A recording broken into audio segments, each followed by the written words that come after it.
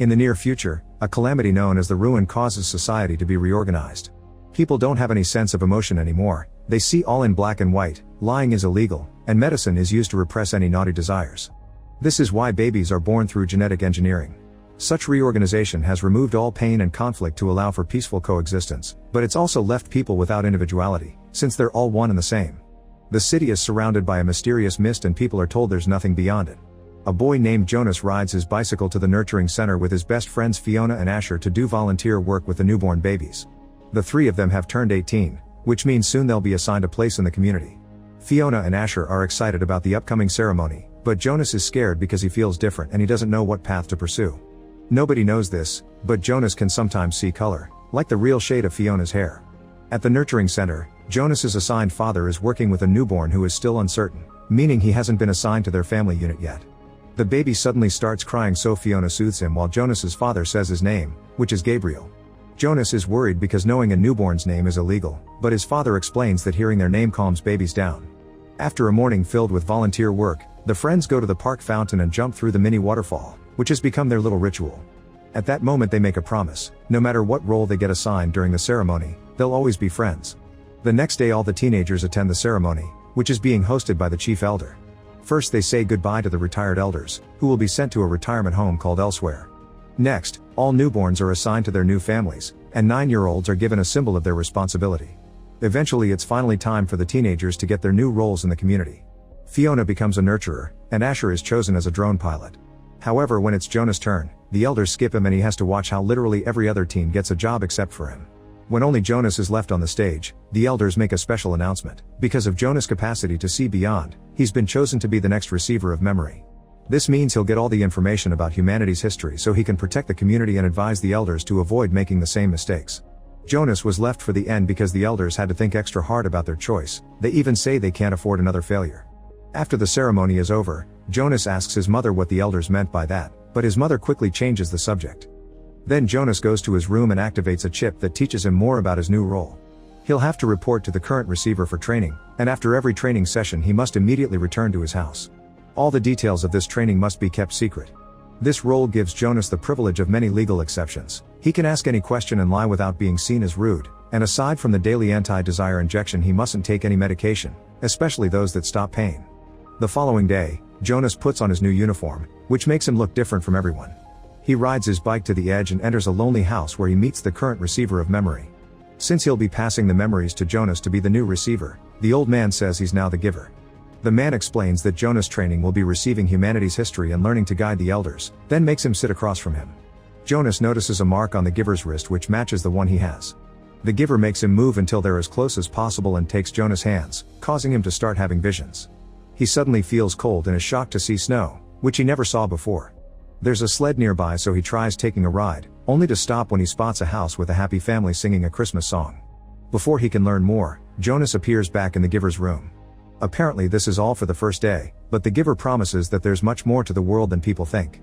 In the evening, the mother says there's something a little different about Jonas. At that moment the father comes home with Gabriel because the baby needs help to catch up on his development. Jonas notices Gabriel has the same mark on his wrist and can guess what will be his future. The next day, the giver announces they'll learn more about color. The giver shares that his first color was yellow, and Jonas tells him about the red of Fiona's hair. Then the giver sends Jonas into another memory, and this time he can see lots of wonderful colors in the sky. It seems this is the first time he gets to look at a sunset. When Jonas returns to reality, he's shocked to see colors in the room, although some of them are still a bit muted. It's explained that the elders decided to get rid of colors because it encouraged envy, but as Jonas advances with his training, he'll see more colors and in brighter tones. When Jonas looks out the window, he's surprised to see a wonderful tree among the mist and realizes that they were lied to about there being nothing beyond the mist. The following morning, Fiona finds Jonas laying on the grass and watching his surroundings. He's amazed by all the colors he can see now, but Fiona of course doesn't get it. The teens dare to hold hands only to be interrupted by Asher, who invites them to watch the drones fly. The group moves to the best viewing point and Asher shares that in his new job, he's seen elsewhere. It turns out it's just a few farms with houses, but he also saw 2 huge rocks that formed a triangle. Next, Fiona and Asher ask Jonas about his job, but since he isn't allowed to answer he wants to show them a trick. Not taking him seriously, Asher goes back to his own training, but Fiona follows Jonas' instructions. They grab some trays and sit on them, then they push themselves down from the viewing point into the grass as if they were on sleighs. Both teens laugh as Jonas helps Fiona to her feet, but the community radio reminds them that it's rude to touch people outside their family unit. Meanwhile, the chief elder meets with the giver to discuss Jonas because he was caught almost sharing his training with his friends. However, the giver says that this is inevitable and that he used to do it too when he was young. Angry, the chief elder tells the giver to behave, reminding him of what happened to the last receiver. Sometime later during another training session, the giver hands Jonas a bunch of books for him to read. During the process, a map falls out and Jonas sees it shows their world with a border around it called the boundary of memories. Jonas realizes that if a receiver crosses the boundary, then all the memories of the world would be set free. Then the giver takes him to the basement and reveals he has a piano, which fascinates Jonas because he never heard music before. The giver starts playing as he explains that the morning injections remove people's ability to feel emotions. When the giver grabs Jonas' hand, he has another vision. There's an old-timey wedding going on full of food, music, and dancing. People are clearly happy and feel connected with each other. Once he reappears in the real world, Jonas realizes he feels lots of new emotions like he never felt before. The next morning, Jonas tries teaching his sister how to dance, however their parents catch them red-handed and are disturbed by the activity. Suddenly they receive a hologram message from the chief elder, who is wondering if Jonas is being trained properly. Jonas assures her that he is and lies, saying he and the giver sit together and just talk. Then Jonas leaves for training, but instead of taking the injection, he grabs an apple. Once he's gone, the chief elder asks the mother to keep a close eye on her son. Days pass and the giver continues to show Jonas all kinds of memories from the old world. Jonas gets to see how different people could be and learns about concepts like culture, art, and religion. He also learns about the animals that used to coexist with humans. The giver makes sure to touch every important historical milestone and Jonas slowly understands how the old world was richer and more complex. All this also helps him see better colors in his city. After a few weeks of training, the giver announces Jonas is finally ready to know pain. He grabs Jonas' hand and shares the memory of some poachers killing an elephant, which leaves Jonas crying for the first time when he returns to reality. The giver comforts him but also warns him that it'll get worse. That night, Jonas can't sleep and decides to comfort Gabriel instead, holding his wrist to show him some memories of animals. Gabriel sees it all, confirming he'll be a receiver in the future. Afterward, Jonas watches Fiona at the window and as he falls asleep, he sees the two of them kissing. The next day Jonas tells the giver about this, expressing his confusion because that memory didn't happen. The giver explains that Jonas had his first dream, which is a combination of reality and fantasy. He also points out that Jonas is finally starting to feel love. Sometime later, Jonas goes bicycle riding with Fiona and can't stop thinking about the concept of love. She tries to ask him about his job, but this time he knows not to try anything weird and avoids the questions. Afterward at home, Jonas asks his family about love, but they just say it's an old concept that no longer has an application.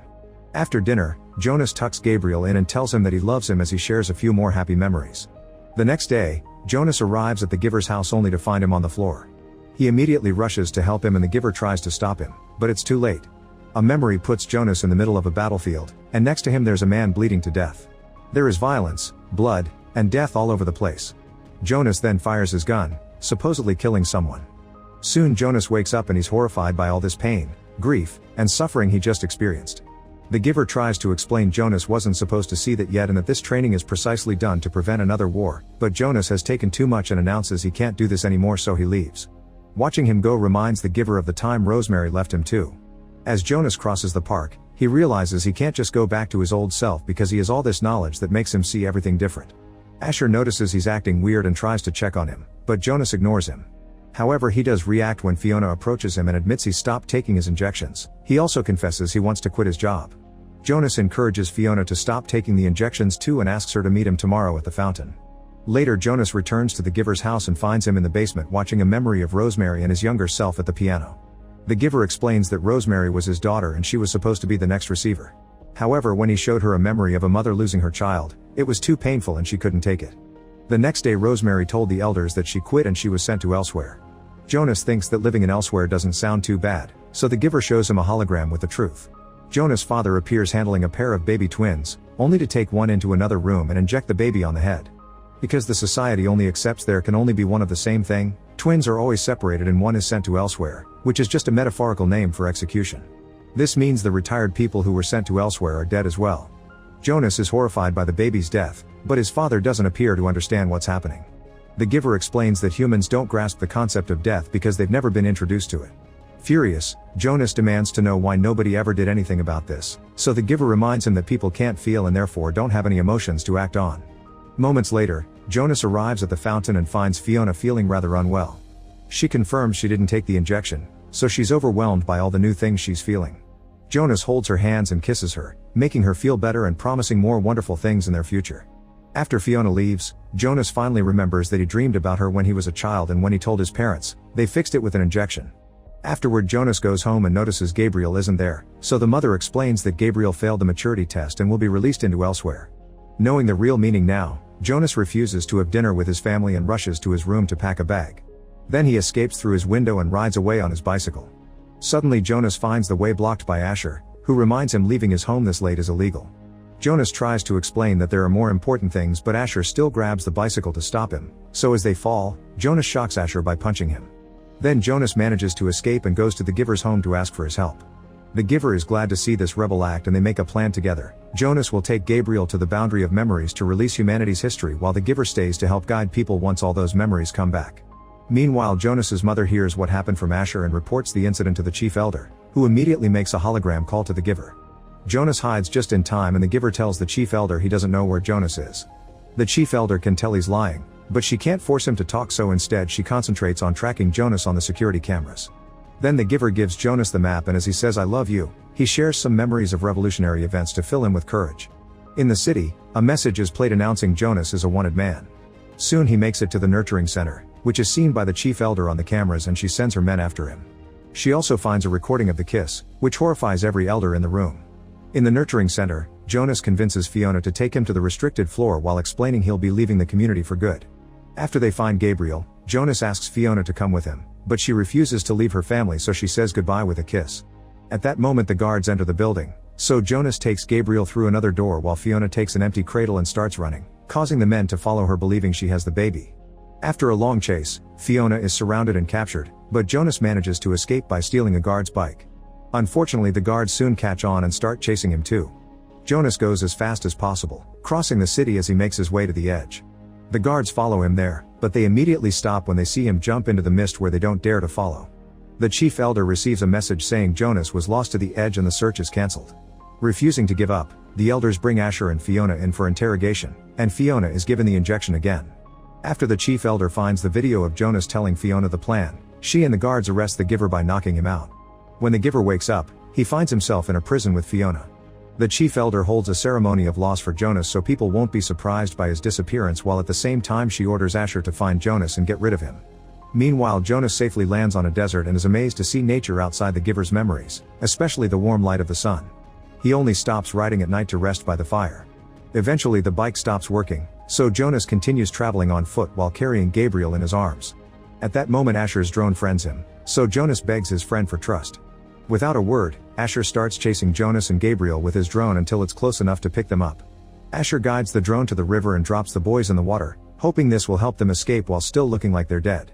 Once Asher sees the duo is okay, he takes the drone away and tells the chief elder that he's successfully finished his mission, which is the first lie he ever told. Minutes later, Jonas and Gabriel leave the river to continue traveling under the harsh sun. Jonas thinks about Fiona to get strength to keep going. Speaking of Fiona, she's visited by Jonas's mother, who informs her she'll be sent to elsewhere. A desperate Fiona starts sharing all the wonderful things Jonas taught him, saying humanity has been robbed. Eventually Jonas and Gabriel leave the desert and make it to the snowy mountains. While dealing with the bitter cold, Jonas takes out the map and starts looking for a tower, but he can't see anything and passes out. Back to Fiona, she's taken to the chamber room where she'll be released, so the giver joins the watching elders and begs them to end this unnecessary drama. However, the chief elder refuses, reminding the giver that love only brings jealousy, hate, and violence because people are weak and selfish. At that moment Jonas wakes up because Gabriel is crying. Buried in the snow, he finds a sled and remembers his first given memory, so he sits on it and the duo quickly slides down the hill. This helps them finally reach the tower that marks the boundary, and as they cross the force field, all of humanity's memories are released just in time to stop his father from giving Fiona the lethal injection.